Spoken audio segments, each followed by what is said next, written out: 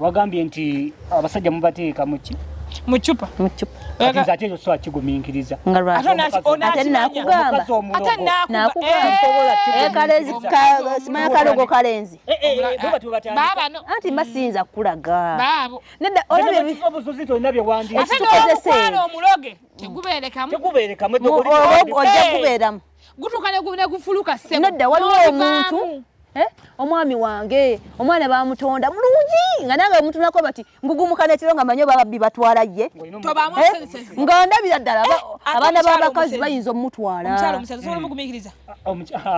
omukyala nga musezi kati omusezi oba onomumanya omusezi oba onomumanya nakunja ekintu kinakireta nakikubaawo naye omusezi mugumikiriza bwemba sitegedde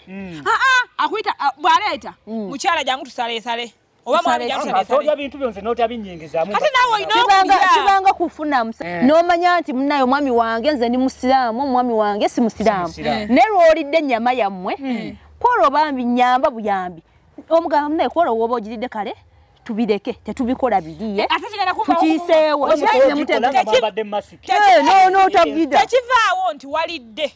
nedda oba walidde nga totadde mu kyenda kyange tewaba buzibu omwami yekka yaatali abasadde wakabali okitegedde kati nga bakola bagira nga bafumbira mu katyamu ate olaba ekyeddiini ebyo ebyeddiini byangu n'ebyokugira mbu simanyi n'omuntu mulenzi kibanga woofuna omuntu nga anywa amata gwe nga toganywa nomanya mmwe munaanywa amata mugafumbira mu nga mulokole akisusa anti kumacha agenda mu overnight ekawunga ezi overnight sawa musanvu simanya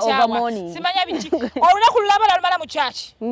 agenda okudda wakati ogenda okudda wakafa gwo omusajja nga toli adda akamera akafumbiddwa buli lunaku mwezi ku